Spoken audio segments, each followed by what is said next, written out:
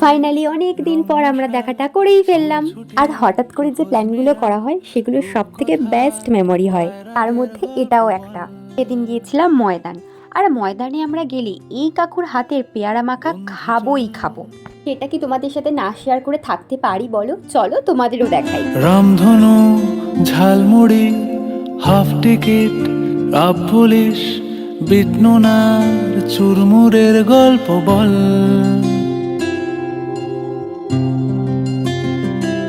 বন্ধু চল,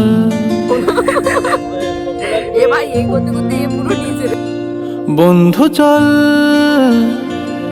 রোদ্দুরে, মন কেমন মাঠ জুড়ে, খেলবো আজ ওই ঘাসে তোর টিমে তোর পাশে।